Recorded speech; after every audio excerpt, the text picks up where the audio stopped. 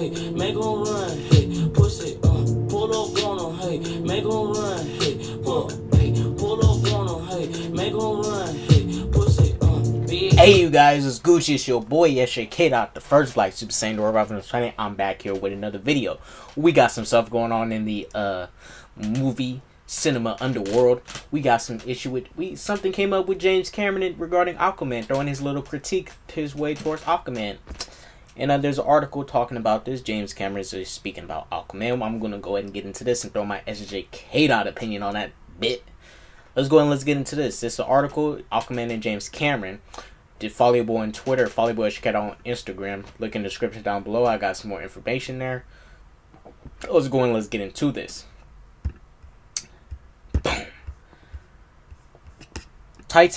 Titanic director James Cameron said Aquaman is unrealistic. Titanic was a very good film. Here's a quote from James Cameron. I spent thousands of hours underwater. I'm very literal about my underwater. By Eddie Makuch.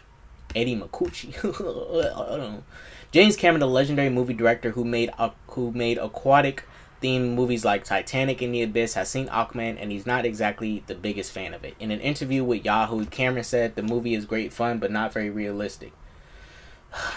James, it's a superhero film.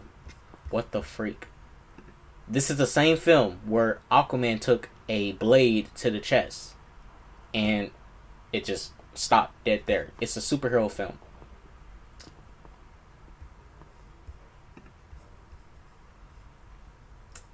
I could have never made that film because it requires total dreamlike disconnection from any sense of physics or reality. Bro, that's called when you get more creative and you're just being creative. It's not...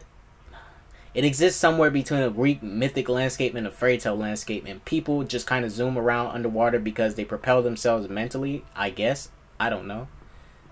He said you buy it on its own terms. Well, a response to that... You know, look, James, I like your films, but dude, you're getting on a superhero film for being unrealistic. A superhero film with the most outlandish BS. Now, some stuff needs to be grounded in a little bit of realism, but come on now, you're getting on it for not having realistic physics or trying to be grounded in it's a superhero film. What the heck? This is not the Titanic. Alright? This is not the Titanic. This is a superhero film where it's outlandish stuff is going to happen, so you expect it. We expect to see outlandish stuff in superhero films. Not too outlandish, but outlandish to a degree. Cameron, who himself has traveled to the bottom of the ocean, pointed out that he spent thousands of hours underwater. He takes underwater storytelling very seriously. Oh my gosh. I'm very literal about my underwater. It needs to look like it's real, he said. And while I can enjoy that film, I don't resonate with it because it doesn't look real. What the freak? Bro, from what I seen, Aquaman letting them underwater based on how the comics and Aquaman goes, it's pretty spot on. The hair was flowing and stuff. The visuals were on point. The visuals were on point. You guys, whoever is shitting on Aquaman CGI, go look at that thing in standard and IMAX, especially IMAX. That CGI is beautiful. It's just beautiful. Period. For Aquaman, it's beautiful. It looks good. The upcoming Cameron wasn't entirely negative about Aquaman. However, as he said, he applauds the movie for the scenes in which it showed the ocean as being used as a garbage dump to remind people to respect and protect the world's ocean. I agree with that. I like that scene. What it showed it in King Orm's chambers, where he showed Aquaman the status of what the humans are doing to the ocean. I like that scene. The upcoming Avatar sequel, I think Cameron was trying to... See, based on this, I think Cameron was trying to hope Aquaman to be more political. Yes, that would have been good, but I think that would be good for a sequel. Where Aquaman, he's now king. Now Aquaman's going to be going to the human world and having to, talk to the humans like, hey, could you guys stop dumping this garbage here, or let's find a resolve to make this, that'll be good for the sequel. But the first film was literally Aquaman needs to become king. So it was going to be mainly an action-based film with a bit of adventure, and it wasn't going to be too much action related.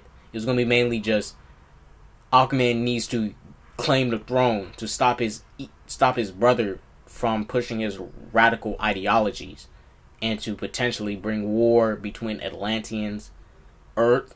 Superman and Wonder Woman was going to be part of that war if it got out of hand. Trust me. The upcoming Avatar sequels that Cameron is making will have a lot of underwater sequences, and these will have such different feel than Aquaman, Cameron said. Dang, you kind of throwing shot. Okay, Cameron, look, I get it. I kind of feel like you're throwing a little bit of shade here. It feels a little bit of shade being thrown here, saying, "Oh, I didn't like it here, but I'm gonna do Aquaman better. I'm gonna do Avatar better. I'm gonna have better realistic underwater scenes. Blah blah blah."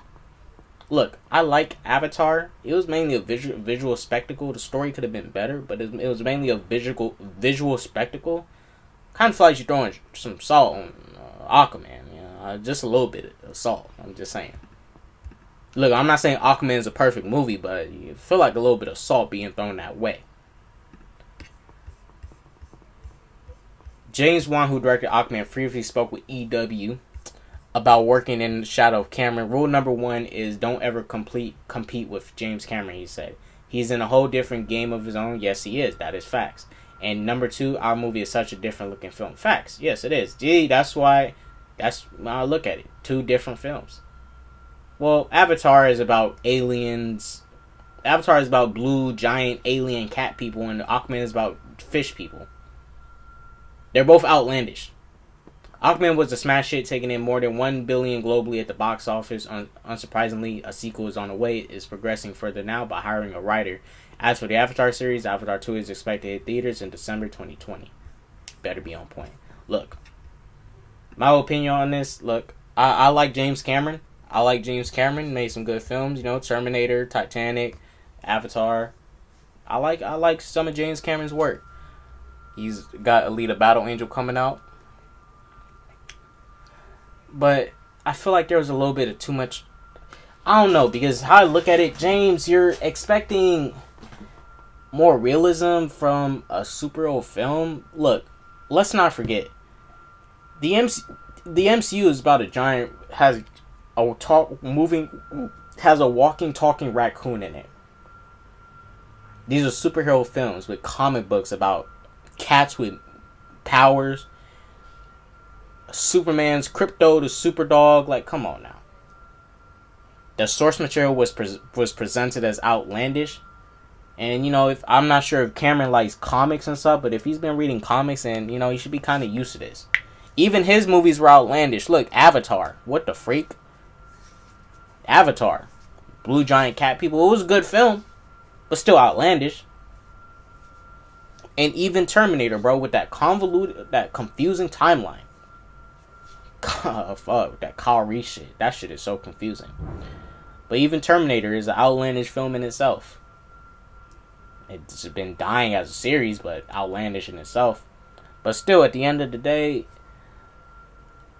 look, you guys, I don't hate James Cameron. It just feels like, to me, a little bit of shade and salt is being thrown. That's just how it feels to me. Now, I'm not saying I dislike James Cameron just because he said this. Aquaman was not a perfect film. But as far as the visuals and being underwater and stuff, I accepted it for what it was. It's an outlandish thing. And I was able to accept it for what it is because I like outlandish superhero stuff. I like to see Atlanteans with super tough skin that's able to survive the pressure of the water at the speed they're going at without having their skin freaking rip off and shit and go at fast speeds. I accept it. Atlanteans being able to communicate with animals. Atlanteans being able to use magic to manipulate the water and waterbend. I accept it. Now there's some stuff about superheroes that I won't accept. Just like how if I see this hero here is clearly stronger than that hero who's clearly far weaker and can never usurp this person, somehow beats them off of some pure luck dumb shit, I'll be like, well, that's some whack ass power scaling. There's some stuff where some superhero films are grounded in a little bit of reality. Like they show us that this character can never conquer this, and they somehow conquer this, and it's not explained well, then it's like, what the freak? It's that kind of stuff. Like, I always get on comic book films based on, some stuff you have to, like Spider-Man. Come on. Spider-Man is a dude bitten by a spider, and he swings webs when You know, his body's just so tough that he can handle swinging from different buildings without his arm getting dislocated from launching his webs and then swinging at a rapid speed without having his arms get dislocated because he has superhuman abilities that make his bones tougher than most human beings. But I accept Aquaman for what it is. Yes, it has flaws. Aquaman has flaws, but still a good film. Dope film, in fact. It's a dope film. It's a dope, fun, entertaining film. Just as dope as any other MCU film. Probably better than most of them. But just as fun. You know, the MCU standard of how people look at films. Fun, action, entertaining. Because it was entertaining. Shouts out to Collider for shitting on Aquaman.